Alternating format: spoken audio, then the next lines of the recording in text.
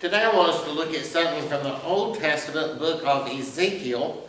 It's in chapter 1, right at the beginning of Ezekiel, and it's commonly called the vision of the wheels. I'm going to read this in just a minute, but before I do, I want to talk about it a little bit. The book of Ezekiel is a book of prophecy. It dates from late in the Old Testament period. And if you'll just remember your Old Testament history, the Hebrews left Egypt under Moses. They wandered around in the wilderness for about 40 years. Then they entered the Promised Land. And over a number of generations, they built up their kingdom there in the Promised Land. The high point of their society was represented under King David. After King David, their society began to decline. It split into two parts. And a couple of hundred years after that, the Assyrians took over the northern part, which was Israel. And a little over 100 years after that, the Babylonians took over the second part, which was Judah. That was in the south. Now, the book of Ezekiel dates around the time that the Babylonians took over the southern part. The Babylonians had come in and they had taken over Jerusalem. They had destroyed the temple, and they had taken some of the elite of society to Babylon as captives. And Ezekiel was one of those who was taken to Babylon as a captive, and he apparently wrote this book of Ezekiel in Babylon while he was there as a captive. Now, if you've ever read much of the book of Ezekiel, you know it has a lot of weird images in it. It's one of those books that'll leave you scratching your head after you read it, saying, well, what in the world was that? And so this book opens with this vision of the wheels, and you'll see what I mean as I read it. Then I looked, and behold, a whirlwind was coming out of the north, a great cloud with raging fire engulfing itself. Brightness was all around, radiating out of its mist like the color of amber. Also from within it came the likeness of four living creatures. They had the likeness of a man. Each one had four faces, and each one had four wings. Their legs were straight. The soles of their feet were like the soles of calves' feet. They sparkled like the color of burnished bronze. The hands of a man were under their wings, and each of the four had faces with wings. Their wings touched one another. The creatures did not turn when they went, but each one went straight forward. As for the likeness of their faces, each had the face of a man. Each had the face of a lion on the right side. Each had the face of an ox, and each had the face of an eagle. Those were their faces. Their wings stretched upward, two wings touched one another and covered their bodies. Each one went straight forward. They went wherever the Spirit wanted to go, and they did not turn when they went. As for the likeness of the creatures, their appearance was like burning coals of fire, torches going back and forth. The fire was bright, and out of it came lightning. The living creatures ran back and forth like flashes of lightning. Now as I looked, behold, a wheel was on the earth beside each creature. The appearance of the wheels and their workings was like the color of beryl. All four were alike. They were like a wheel in the middle of a wheel. When they moved, they went in any direction. They did not turn sideways. The rims were so high they were awesome. The rims were full of eyes. When the living creatures went, the wheels went beside them. When the living creatures lifted up from the earth, the wheels lifted up. Wherever they wanted to go, they went, because the wheels were lifted together with them. The spirit of the living creatures was in the wheels. The wheels were lifted up together with them. The likeness of the firmament above the heads of the living creatures was like awesome crystal stretched out over their heads. Their wings spread out straight, one toward another. Each one had two, which covered one side, Each one had two which covered the other side. Wherever they went, I heard the noise of their wings, like the noise of many waters, like the voice of the Almighty, a noise like an army. When they stood still, they let down their wings. A voice came from above the firmament that was over their heads whenever they stood. And above the firmament over their heads was the likeness of a throne, in appearance like a sapphire. On the likeness of the throne was a likeness with the appearance of a man. From the appearance of his waist upward, I saw the color of amber, and the appearance of fire all around him.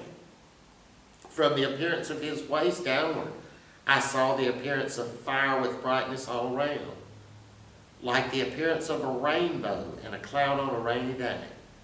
So is the appearance of the brightness all around. Now you can see that that's confusing, to say the least. What in the world does all that mean?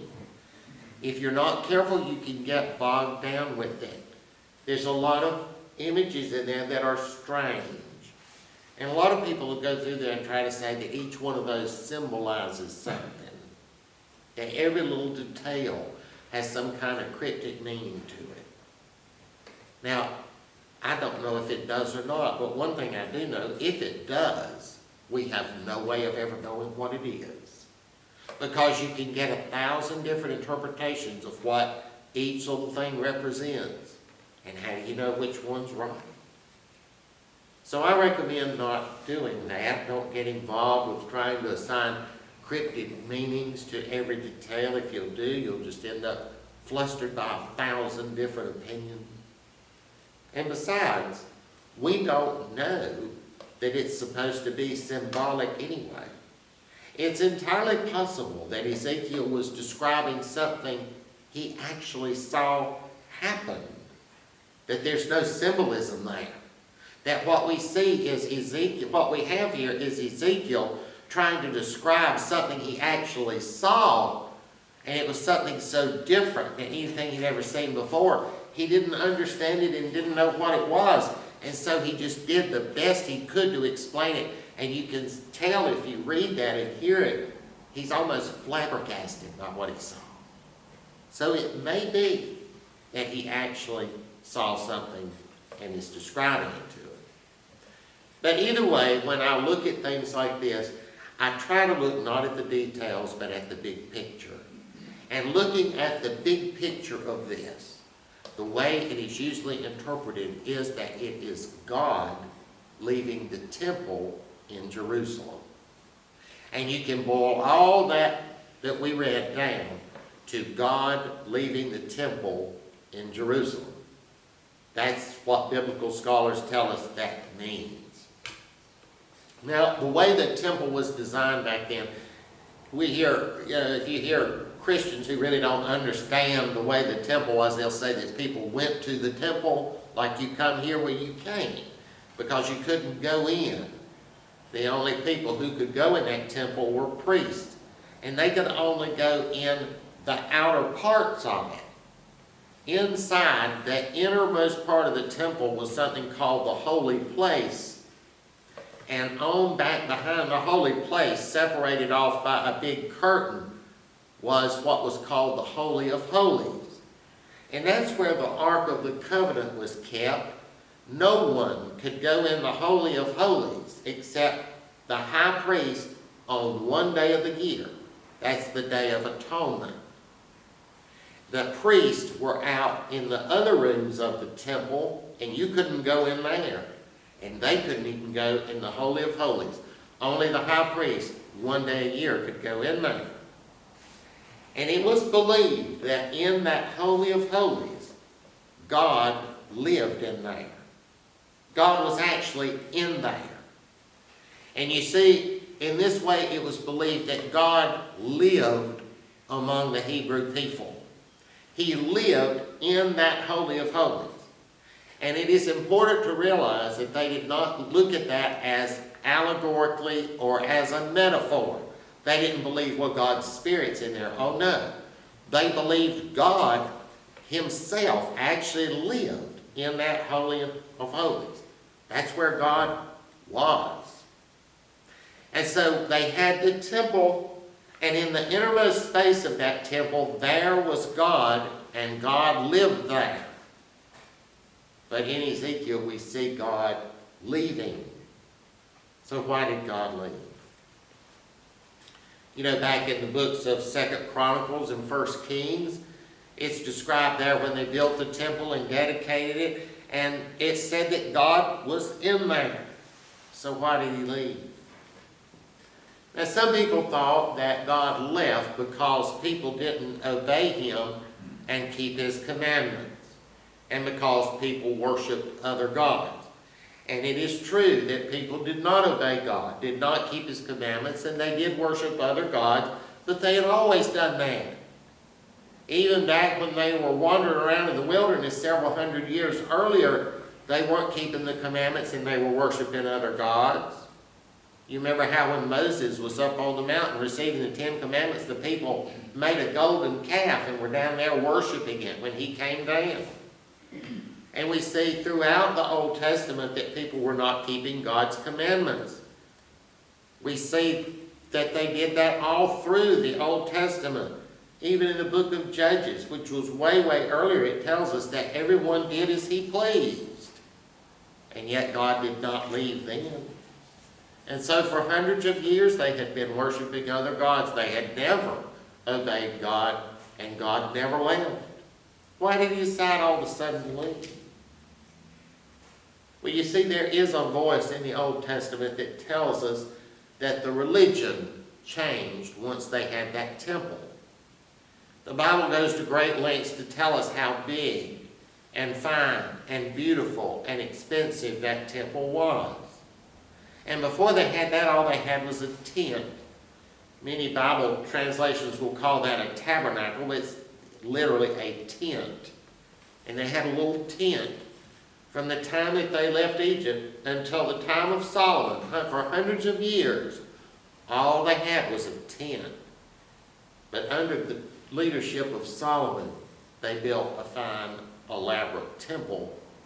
And as time went on, their religion became all about that temple and became all about what was going on there. That temple required a whole priestly class of people to keep it up and put on all the services and things that went on there. It required a lot of money. And gradually, over the years, their religion became all about the temple and the things that went on in there. It eventually got to where their religion wasn't about God at all. It was just about the things they did at the temple. And God was not pleased with this. In Isaiah chapter 1, referring to all the things that went on in the temple, God says, "To what purpose is the multitude of your sacrifices to me? I have had enough of burnt offerings of rams and the fat of fed cattle. I do not delight in the blood of bulls or goats or lambs. When you come to appear before me, who has required this from your hand to trample my courts? Bring no more futile sacrifices. Incense is an abomination. The new moons, the Sabbaths, and the calling of assemblies, I cannot endure iniquity in the sacred meeting. Your new moons and your appointed feasts my soul hates. They are a trouble to me. I am weary of bearing them. When you spread out your hands, I will hide my eyes from you. Even though you make many prayers, I will not hear. Your hands are full of blood." Their religion had become a religion of church. That is, a religion of services and observances and of a building, of a place. And that's not what God wanted. God never wanted a religion centered around those things. God never wanted a religion centered around that temple and all the things that went on there. It disgusted God. As we heard from Isaiah, God hated it. God didn't want a part of that. He didn't want a part of institutional religion. He couldn't stand it. And so he just left. And after he left, God was no longer there. God no longer lived in that Holy of Holies. God no longer dwelt among the Hebrew people. He just packed up and left. Now keep that thought in mind a minute while we think some more about the history of the Hebrew people. Remember we said, here's Ezekiel. He's been taken to Babylon as a captive. He's been being held there. The Babylonians had destroyed Jerusalem, had destroyed the temple. And after all that had happened, there were all these people left over just sitting there saying, what happened? How was our country destroyed? Everything. We used to have our own country. We had our own society. We had our own government. We had our own religion. We had our own temple. And now it's all gone. It's all gone. What happened? What happened? Now the Old Testament shows us how they struggled with that question. Much how people struggle with how we in the United States have gotten to the shape we're in today. People are struggling with that right now. How did things get this way? They were struggling with that 3,000 years ago back then too. And the Old Testament never gives us an answer. It lets us see how those people struggled with that question. It presents several different answers. One voice in the Old Testament says that they lost it all because God gives you what you deserve. God pays you back tit for tat for sin. The Hebrews sinned. God paid them back by letting their country be destroyed. God struck them down to pay them back because God always pays you back. God always punishes you. And that's what happened. That voice is in the Old Testament, trying to make sense of why they lost everything. The Old Testament preserves that idea for us. But that's not the only idea it gives us. It also preserves voices that offer different explanations. And one of those is represented in what we see here in Ezekiel. The idea of God leaving the temple. This idea says that things went bad not because God struck them down, but simply because God left. God just left. You see, the premise of this idea is that there is a space, so to speak, that will always be filled with either the presence of God or the presence of evil. If the space is filled with the presence of God, then evil can't get in and bad things don't happen. But if the space is filled with evil, then bad things will happen. Now, if the space is filled with evil, God will not be there. If the space is filled with God, evil cannot come in. Only one thing can be in that space, either the presence of God. If the presence of God is there, evil can't come in. But if the presence of God is not there, then evil will be there. We see this idea reflected many times in the book of Psalms. When things are going bad in the Psalms, they don't necessarily ask God to do anything. They just ask God to come. It was thought that God's presence is enough. Come, Lord, and help me. Come quickly, Lord. Help me. Come, Lord, and deliver me. Come, Lord, and set us free. You see, those are all quotations from the Psalms. They're asking for God to come because their idea is that when God gets there, He really doesn't have to do anything. All He has to do is be there and everything will be okay. Because if God is there, evil can't be there. And that's the way the book of Ezekiel presents it to us. Is why the things happened the way they did. Is God simply got up and left.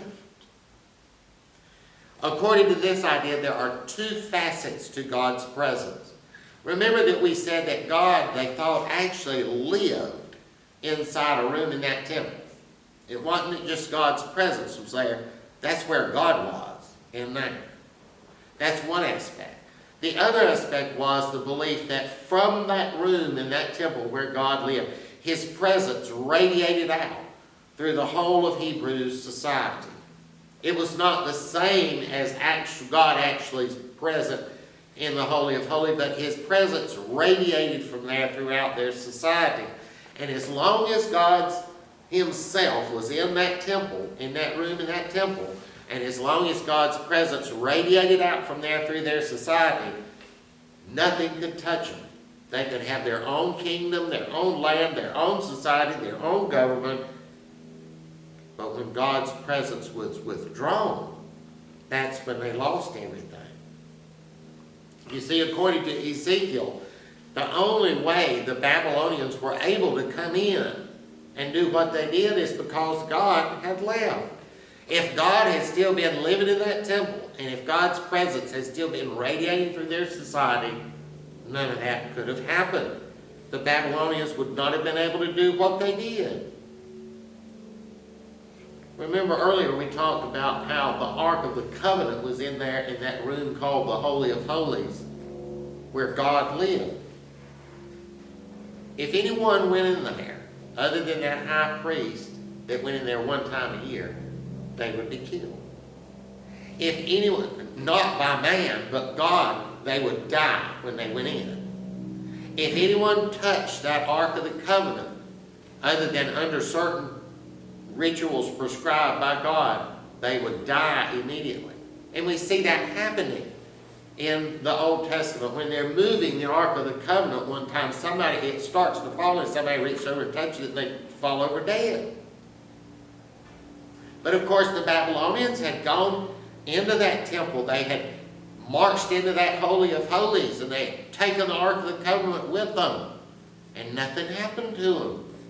They got by with it. Why? Because God wasn't there anymore. If God had still been there when they had gone marching into that temple, they would have all fell over dead. When they tried to touch that Ark of the Covenant, they would have all immediately fell over dead. The reason they didn't know is because God was no longer there. He had left. That's the only reason the Babylonians were able to come in and take over. God had left. And that is one voice in the Old Testament that tells us a possible answer of why the people lost their society, their government, their land, their religion, everything. God just got fed up with them and he left. Now it's important to realize that in this idea, God did not actively cause their destruction. He didn't actively do anything bad to them. God didn't do anything bad. He simply left. And when God left, they had no protection. Evil was free to move in, and it did. This is that idea, remember, that there is a space, so to speak, around you that will either be filled with God or with evil. It can't be filled with both. It'll never be a mixture of both. There's no such thing as a mixture, well, a little bit of God, a little bit of, right? It's either filled with God 100%, or it's filled with evil 100%. So we've seen two ideas from the Old Testament about why the Hebrews lost everything. This was one of them. The other one, remember, was that God was striking them down. Now, of course, we Christians do not share that ancient Hebrew belief that God lives in a little tiny room inside a temple. That's just not the Christian belief. The book of Acts specifically says that God does not reside in any building built by human hand. But there is something very interesting to this concept related to Christianity. If you remember when Jesus died on the cross, it says that the curtain in the temple was rent from top to bottom. It means torn down. And that curtain is what was separating off the Holy of Holies from the holy place. Now, biblical scholars have debated forever about what that means. The idea that I find most convincing is that this is telling us we can no longer see God as being sealed off in a room among one group of people, living only in this room, presence radiating out to only one little group of people. That's not it. You see, the New Testament contains the idea that God lives in us. The New Testament speaks a number of times about God, Jesus, or the Holy Spirit living in us. 1 Corinthians 6 says the Holy Spirit is within Christians. In Galatians chapter 2, Paul says, Christ lives in me. Ephesians chapter 3 talks about Jesus dwelling in our hearts. In the Gospel of John, Jesus says that he abides in us. In Matthew, Jesus says that he is always with us. And the book of 1 John says that God always abides in us. Now, all those different words, whether it's lives, dwell, abide with, or whatever, is a translation of just one Greek word, the word meno, which means to stay, in the sense of like I stayed at home last night. I stayed in a motel last night. It is the sense of where you live, where you actually are located. That's where you stay, where you live. And so in Christianity, we find the idea that God lives, not in a little room in the back of a temple in some insignificant former nation, but God lives inside each one of us. Orthodox Christianity says that when Jesus became a human being, he elevated the status of humanity. Jesus joined us with God. Jesus joined humanity with the divine by becoming a human being and by ascending into heaven in his human body. God, in the form of Jesus, came and assumed our form and then ascended into heaven in that form. And so now the divine resides in us. The divine lives in us. In 1 Corinthians, Paul says that we are the temple of the Holy Spirit. And that word temple there literally means dwelling place, where you live, where you reside.